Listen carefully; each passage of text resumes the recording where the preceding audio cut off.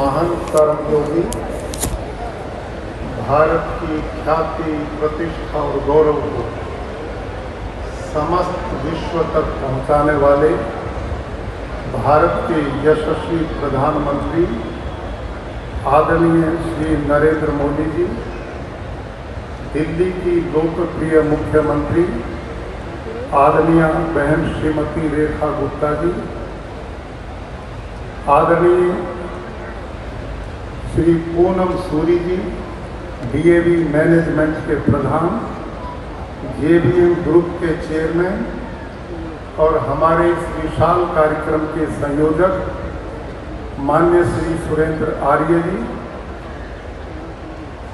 आर्य समाज के समस्त सन्यासीगण, विद्वद्गण और भारतवर्ष ही नहीं अपितु दुनिया के 36 देशों से पधारे हुए सभी आर्य भाइयों और बहनों, आज हम सबका परम सौभाग्य है कि आर्य समाज एक ऐसी संस्था जिसको महर्षि दयानंद सरस्वती ने प्रारंभ किया और जब उनकी शिक्षा पूर्ण हुई तो गुरु को गुरु दक्षिणा देने लगे तो गुरु ने कहा, बेटे दयानंद, मुझे लौंग नहीं चाहिए, दक्षिणा में तुम्हारा जीवन चाहिए।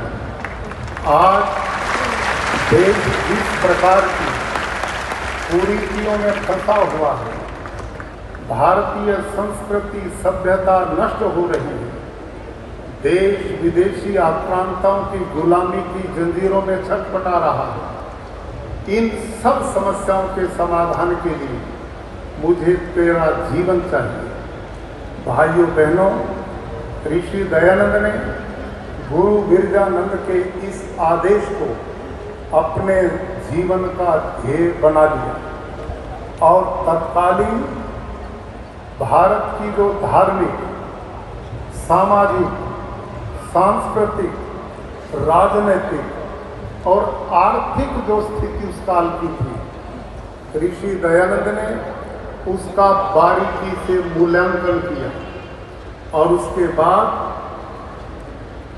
आर्य समाज के अनेक लोगों को समाज की सब प्रकार की कुरीति और इन सांस्कृतिक मूल्यों की स्थापना के लिए उन्होंने तैयार किया। भारत में जिस प्रकार की मानसिकता थी उसको बदलने के लिए ऋषि दयानंद ने सबसे बड़ा मंत्र दिया था और उनका मंत्र क्या था? स्वदेशी, स्वभाषा, वेद, स्व साहित्य, स्व संस्कृति और स्वाभिमान। ये उनके ऐसे मंत्र थे जिसको पिछले 150 सालों में आर्य समाज के विद्वानों ने, सन्यासियों ने, प्रचारकों ने, युवाओं ने इस देश में चरितार्थ करने का बहुत बड़ा महाअभियान चलाया था। भाइयों और बहनों, आज हम सब के लिए बहुत गौरव की बात है कि भारत को एक ऐसे कर्मयोगी, यशस्वी, रात और दिन केवल जो देश के लिए ही जीते हैं, ऐसे प्रधानमंत्री के रूप में श्रीमान नरेंद्र मोदी जी मिले, जिन्होंने ऋषि दयानंद की वो विचारधाराएं, और वो विचारधारा क्या थी? हिंदी भाषा को विश्व स्तर पहचान आज के युग में बनाने वाले माननीय प्रधानमंत्री जी। भाइयों और बहनों, स्वामी दयानंद गुजरात में पैदा हुए, गुजराती उनकी भाषा थी, लेकिन वो जानते थे भारत जैसे महान देश को एकता के सूत्र में बांधने का काम यदि कोई भाषा सामर्थ्य रखती है तो वो केवल हिंदी है। और स्वामी दयानंद ने 40 छोटे बड़े ग्रंथ लिखे, वो सभी हिंदी में लिखे। आज गर्व की बात है कि माननीय प्रधानमंत्री जी ने उस भाषा को विश्व स्तर पर पहुंचाने का बहुत बड़ा अभियान किया, जो गर्व की बात है। जो भारत की सॉफ्ट पावर बनाने का काम यदि किसी ने किया तो माननीय प्रधानमंत्री जी ने किया। भारत की सांस्कृतिक धरोहर जिसको हम भूल चुके थे उसको बचाने का काम विश्व स्तर पर किसी ने किया तो माननीय प्रधानमंत्री जी ने किया। पांडुलिपियों का संरक्षण और उसके संरक्षण का महाअभियान जो आज तक कभी राजनीतिक स्तर पर सोचने की कल्पना भी नहीं की थी, आज माननीय प्रधानमंत्री जी ने भारत के महान ऋषियों की, महान विद्वानों की, चिंतकों की उस धरोहर का डिजिटलाइजेशन व्यापक रूप से अभियान चला है जो भारत की सांस्कृतिक बहुत बड़ी निधि है।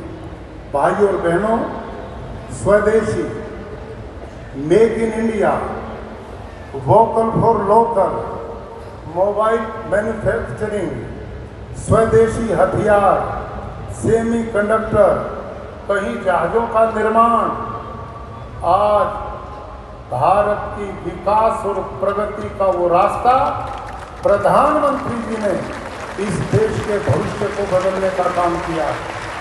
भाइयों और बहनों, ऋषि दयानंद ने आर्य समाज की स्थापना से पहले इस बात को जान लिया था कि अंग्रेजों ने भारत को गरीबी में झोंक दिया और इससे गरीबी से निकलने का रास्ता उन्होंने गो कृषि आदि रक्षणी सभा बनाई थी, जिसके पीछे गाय को उन्होंने भारत की आर्थिक रीढ़ का कारण माना, कृषि को माना।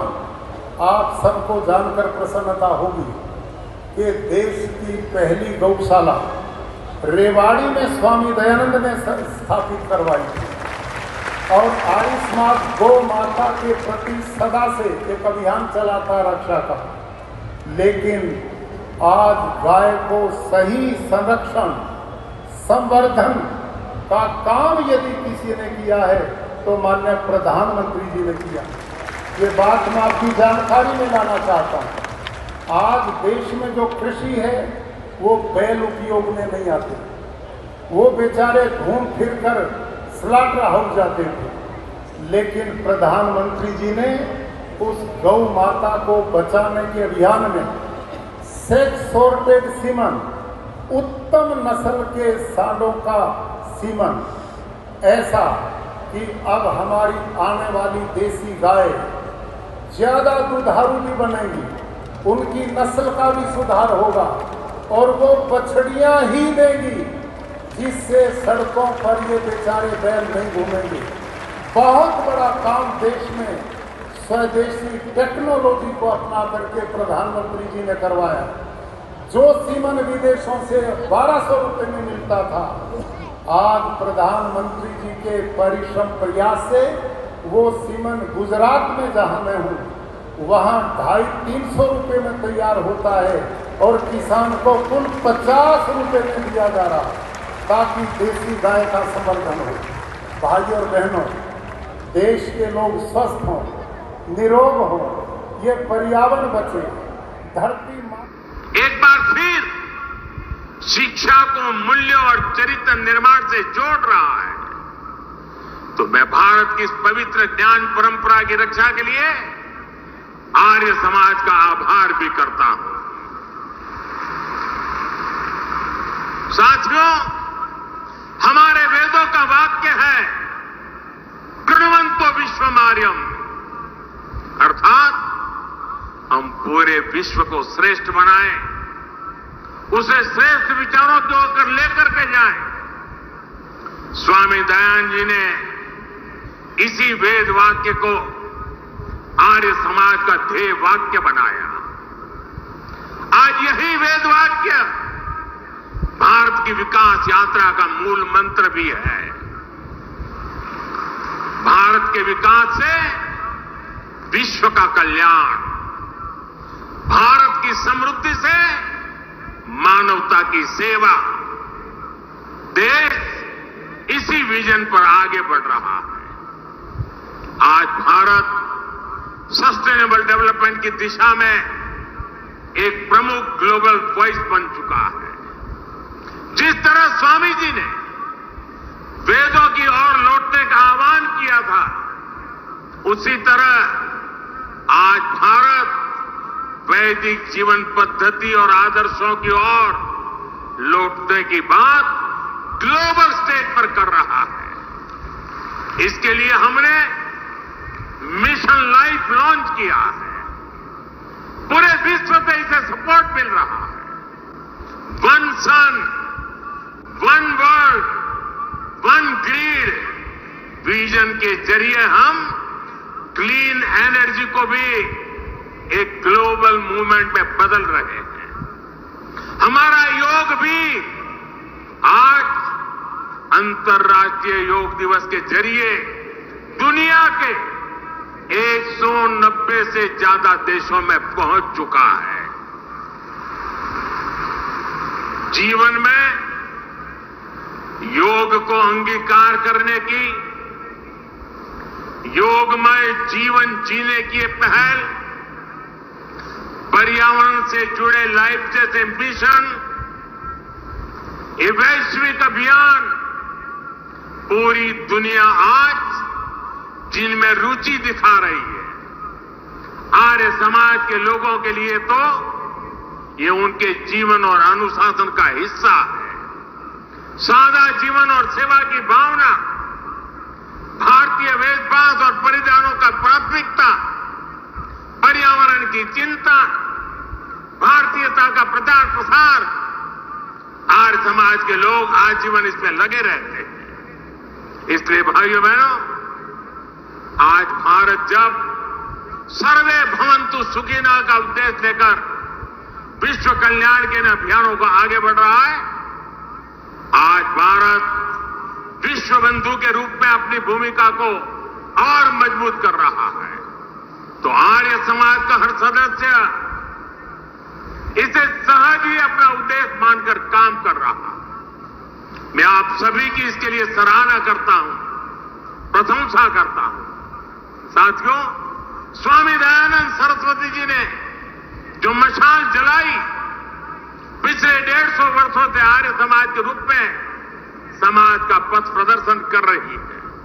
मैं मानता हूं स्वामी जी हम सभी में एक उत्तरदायित्व बोझ जगा कर गए हैं।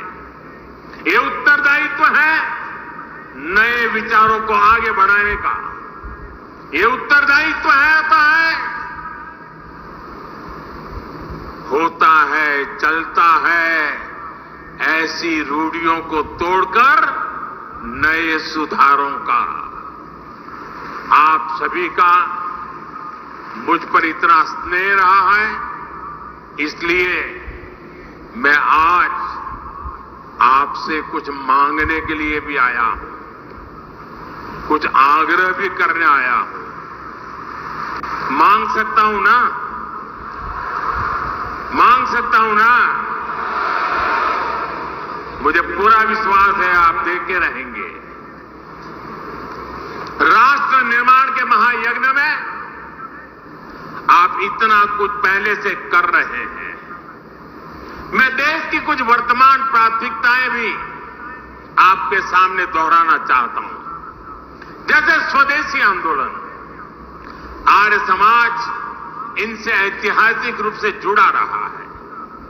आज जब देश ने फिर से स्वदेशी की जिम्मेदारी उठाई है, देश वोकल फॉर लोकल हुआ है, तो आपकी भूमिका इसमें और अहम हो जाती है। साथियों, आपको ध्यान होगा, अभी कुछ समय पहले देश ने ज्ञान भारतम मिशन भी शुरू किया है। इसका उद्देश्य है भारत की प्राचीन मैन्युस्क्रिप्ट को डिजिटाइज और प्रिजर्व करना। अथाह ज्ञान की हमारी ये धरोहरें, ये तभी संरक्षित होगी जब हमारी नई पीढ़ी इनसे जुड़े, इनकी अहमियत को समझे। इसलिए मैं आर्य समाज से आह्वान करूंगा, आपने 150 साल से भारत के पवित्र प्राचीन ग्रंथों को खोजने और संरक्षित करने का काम किया है। हमारे ग्रंथों को मौलिक रूप में बचाने का काम कई पीढ़ियों से आर्य समाज के लोग करते आ रहे हैं। ज्ञान भारतम मिशन अब इसी प्रयास को राष्ट्रीय स्तर पर लेकर जाएगा। आप इसे अपना ही अभियान मानकर इसमें सहयोग करें और अपने गुरुकुलों के जरिए, अपने संस्थानों के जरिए युवाओं को मैन्युस्क्रिप्ट के अध्ययन और शोध से भी जोड़े। साथियों, महर्षि दयानंद जी की 200वीं जयंती के अवसर पर मैंने यज्ञ में प्रयोग होने वाले अनाजों की चर्चा की थी। अब सब जानते हैं यज्ञ में श्री अन्न की कितनी अहमियत होती है। जो अनाज यज्ञ में इस्तेमाल होते हैं उन्हें विशेष रूप से पवित्र माना जाता है। इन अन्नों के साथ मोटे अनाज यानी श्री अन्न की भारतीय परंपरा को भी हमें आगे बढ़ाना है। यज्ञ में प्रयोग होने वाले अन्न की एक खूबी ये भी होती है कि उनकी पैदावार प्राकृतिक रूप से होनी चाहिए। प्राकृतिक खेती, नेचुरल फार्मिंग, अभी आचार्य जी बड़े विस्तार से उसका वर्णन कर रहे थे। ये नेचुरल फार्मिंग भारतीय अर्थव्यवस्था की बहुत बड़ी आधार हुआ करती थी। आज एक बार फिर Machine learning engineering is a popular choice. के उद्देश्य से स्वामी जी के रसोइये को अपने षड्यंत्र में शामिल करने के लिए उसके पास गई। महाराज जगन्नाथ, आप महाराज दयानंद की भोजन सेवा में नियुक्त हैं? हाँ, कहिए, आपको कोई काम है उनसे? उनसे नहीं महाशय, मैं तो आपसे मिलने आई हूँ। कहिए, क्या काम है? पहले वचन दें, आप मेरा काम पूरा करेंगे। पहले काम तो कहिए। ये मुद्राएं लाई हूँ आपके लिए। इतनी मुद्राएं? हाँ, आपको मेरा एक काम करना होगा, फिर ये मुद्राएं दूंगी। पहले काम तो बताइए। महाराज दयानंद को ये जहर दूध में मिलाकर पिलाना होगा। क्या? नहीं नहीं नहीं नहीं, ये काम मुझसे नहीं हो पाएगा। नहीं कैसे? ये मुद्राएं और चाहिए तो और भी दूंगी। तुमने जीवन भर इतनी मुद्राएं नहीं देखी होंगी। पर क्या ये काम कर पाऊंगा मैं? क्यों नहीं, जरूर कर पाओगे। इसमें कठिनता ही क्या है? रात्रि में दूध में मिलाकर विष पिला देना, बस फिर ये सारी मुद्राएं तुम्हारी। सारी मुद्राएं? जरूर जरूर, अवश्य अवश्य।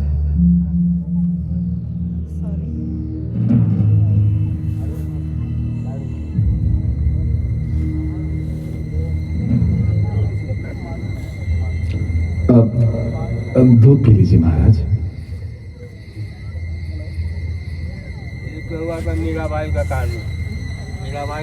29 सितंबर की रात को स्वामी जी ने दूध पिया और सो गए। थोड़ी ही देर आंख लगने पाई थी कि उदर वेदना ने उन्हें जगा दिया। उन्होंने 3 बार वमन किया। वे स्वयं ही जलादि लेकर कुल्ले करते रहे। सेवकों को भी कष्ट नहीं दिया। प्रातःकाल देर से उठे, भ्रमण के लिए भी नहीं गए। चेहरे पर व्याकुलता का कोई भाव नहीं था। महर्षि ने वायु को शुद्ध करने के लिए हवन किया। वे समझ गए थे कि उन्हें दूध में कोई विषाक्त पदार्थ दिया गया है। उन्होंने रसोइये जगन्नाथ को अपने पास बुलाया। जगन्नाथ, जगन्नाथ जी आया। यहाँ जी महाराज। जगन्नाथ, क्या रात में तुमने दूध में कुछ मिलाया था? जी नहीं महाराज। नहीं, तुम सत्य नहीं बोल रहे हो जगन्नाथ। सच सच बताओ, क्या दिया था तुमने मुझको? कुछ नहीं महाराज। जगन्नाथ, मैं इस सत्य से परिचित हो गया हूं कि तुमने दूध में विष मिलाया था। नहीं महाराज, नहीं महाराज, मुझे माफ कर दीजिए महाराज। मुझे घोर अनर्थ हो गया महाराज। ये मेरे हाथों से क्या हो गया? मैं ऐसा नहीं करना चाहता था महाराज। ये मेरे हाथों से क्या हो गया महाराज? मुझे क्षमा कर दीजिए महाराज। जगन्नाथ, तुम ये नहीं जानते कि तुमने कितना बड़ा अनर्थ किया है। मेरे इस समय चले जाने से मेरा कार्य सर्वथा अधूरा रह गया। तुम नहीं जानते कि इससे लोकहित की कितनी भारी हानि हुई है।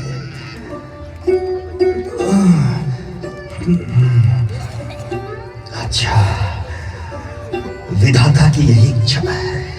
महाराज, मुझे क्षमा कर दीजिए महाराज। जगन्नाथ, सुनो, यदि यहाँ के नरेश को पता चल गया तो वो तुम्हारा जीवन समाप्त कर देंगे। इसलिए मैं चाहता हूं कि ये रुपए लो। जिसने तुम्हें प्रलोभन दिया था वो तुम्हें धन दे या ना दे, पर तुम इस धन से यहां से नेपाल चले जाओ। हाँ, नेपाल राज्य में जाकर छुपने से ही तुम्हारे प्राणों की रक्षा हो सकती है। मैं तो संसार को मुक्ति का मार्ग दिखाने आया हूं, किसी को कैद कराने नहीं। देर ना करो, शीघ्र यहां से चले जाओ। जाओ जगन्नाथ, शीघ्र जाओ।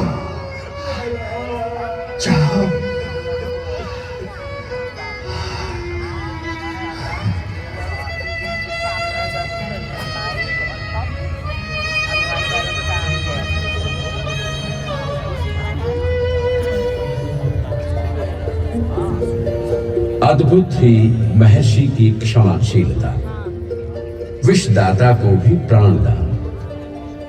चांद, सूरज व सितारे थे कभी कैद जहां, बुझती हुई वह क्षमा भी जला दी तूने। ढूंढ इतिहास को देखा, ना मिला तुझ जैसा, अपने कातिल को भी जीने की दुआ दी तूने। महर्षि जी का स्वास्थ्य निरंतर गिरता जा रहा था। कोई भी औषधि ना लगती थी। पल पल, घड़ी घड़ी और दिन दिन में महारोग भीषणाकार होता चला गया। स्वामी जी को जोधपुर से आबू ले जाया गया। स्वामी जी तो आबू पर ही रहना चाहते थे, परंतु प्रेमीजन उनका उपचार निष्ठावान सेवक डॉक्टर लक्ष्मण दास जी से करवाना चाहते थे। इसलिए वे उनसे अजमेर आने की प्रार्थना कर रहे थे। 26 अक्टूबर 1883 को स्वामी जी आबू से अजमेर के लिए रवाना हुए। सारे देश में भक्तों की भीड़ स्वामी जी के स्वास्थ्य का समाचार जानने के लिए आतुर थी। स्वामी जी के मुख, जिह्वा, कंठ, तालू एवं संपूर्ण शरीर पर छाले पड़े हुए थे। वे बोलने में असमर्थ थे। बिना सहायता के करवट भी नहीं ले सकते थे। पानी गले से नीचे नहीं उतर पा रहा था। अजमेर में उन्हें मसूदा के ठाकुर साहब के बंगले में ठहराया गया। डॉक्टर लक्ष्मण दास ने उनका इलाज प्रारंभ किया। रोग का तीव्र आक्रमण होने पर स्वामी जी ने कहा,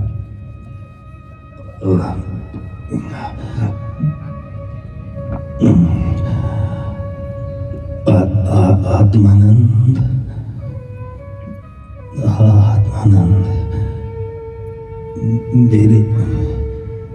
मेरे स्वीकार पत्र प्रतियां उपस्थित लोगों में वितरित कर दो। जो आज्ञा महाराज।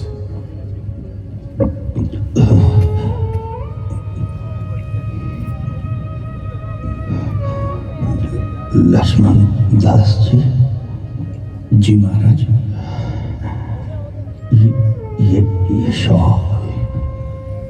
ये शॉल और धन में तुम्हें भेंट करना चाहता हूं।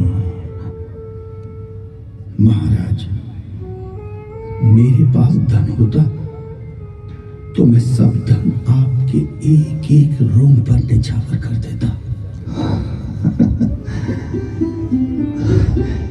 यदि मेरा उपचार शुरू से ही डॉक्टर लक्ष्मण दास के हाथ में होता तो विष देकर मुझे संसार से हटा देने का षड्यंत्र विफल हो जाता।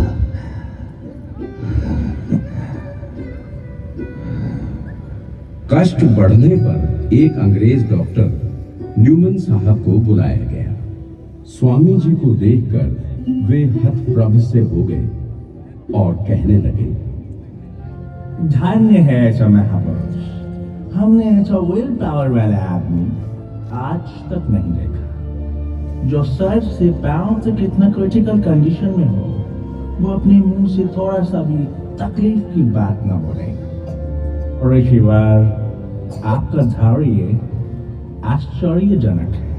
30 अक्टूबर को महर्षि के श्वास का वेग तीव्र हो गया। महाराज, आज कैसी तबीयत है आपकी? एक मास के बाद आज आराम का दिन है। महाराज, इस समय कहाँ हैं? ईश्वर इच्छा में। वार्तालाप करते करते सायंकाल के 5 बज गए। महाराज, अब आपकी तबीयत कैसी है? अच्छी है।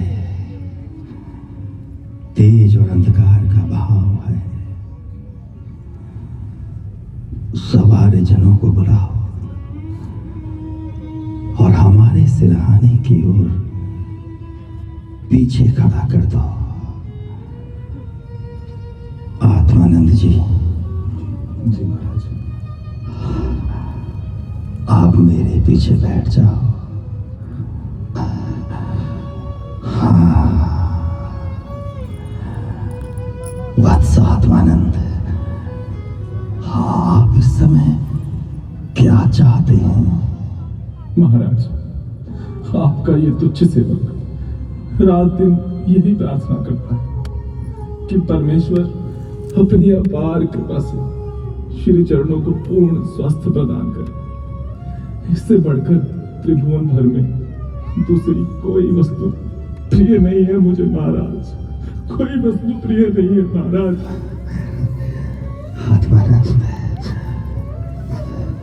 वत्स, जी महाराज। इस नाशवान क्षणभंगुर शरीर को कितने दिन स्वस्थ रहना है? पुत्र, अपने इस कर्तव्य कर्म का पालन करते हुए आनंद से रहना, घबराना नहीं।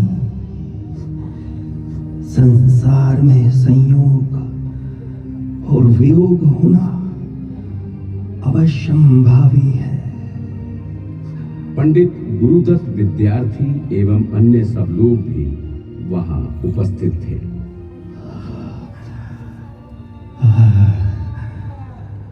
चारों ओर के द्वार खोल दो और छत की ओर की रोशनदान भी खोल दो।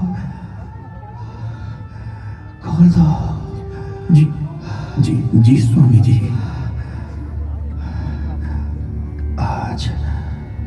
आज कौन सा पक्ष, तिथि और वार है? कृष्ण पक्ष। संधि की सूचना अमावस्या और मंगलवार है, और महाराज दीपावली भी है।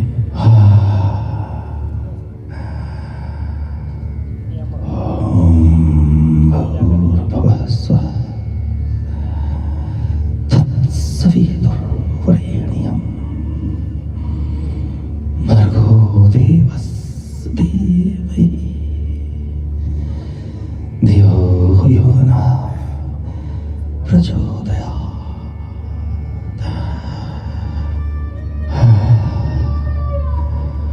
अब तो मेरे शिष्य सभी आर्य समाजी हैं, वे ही मेरे विश्वास और भरोसे के भव्य भवन हैं। उन्हीं के पुरुषार्थ पर मेरे कार्यों की पूर्ति और मनोरथों की सफलता अवलंबित है।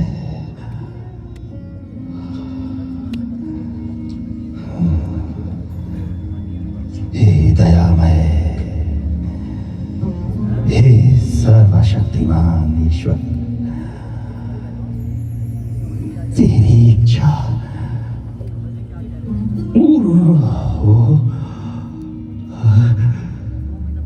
तूने अच्छी लीला की।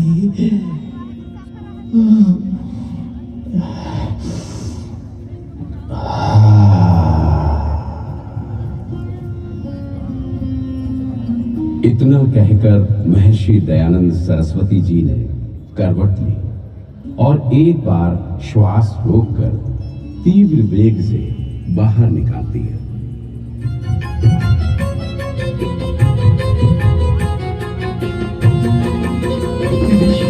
देह दीप जब कि बुझने वाला था, दिवाली कहने को थी सच तो ये दिवाला था। और जनता के हृदय में बड़ी घबराहट थी, किंतु ऋषिराज के मुख पर तो मुस्कुराहट थी, किंतु ऋषिराज के मुख पर तो मुस्कुराहट थी। शांत मन हो महर्षि ने ये वचन उच्चारे, तेरी इच्छा पूर्ण हो हे परम पिता प्यारे।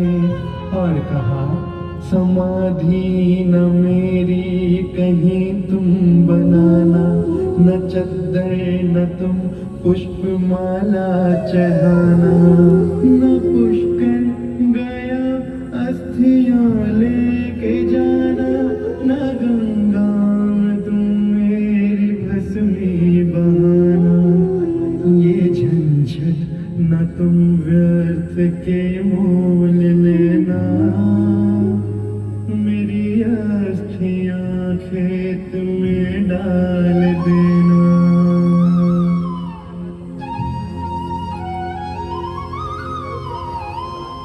हाय वो छिन गया अनमोल हमारा मोती, दीप एक बुझ गया घर घर में जगा कर ज्योति।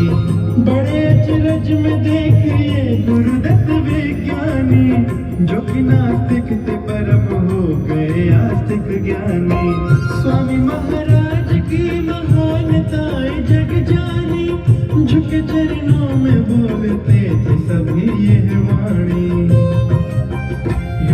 कितने ही महापुरुष हुए दुनिया में, नहीं गुरुदेव दयानंद सा देखा हमने, नहीं गुरुदेव दयानंद सा सुना हमने।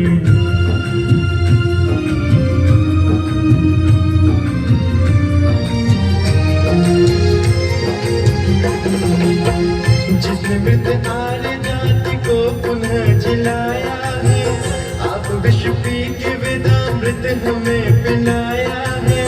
घर विधवा दलित अनाथों को दिलाया है, जिसने बिछड़ों को हमसे फिर मिलाया है। उस दयानंद के बलिहारी क्यों न जाए हम, क्यों न श्रद्धा से गीत ये प्रकाश गाए हम।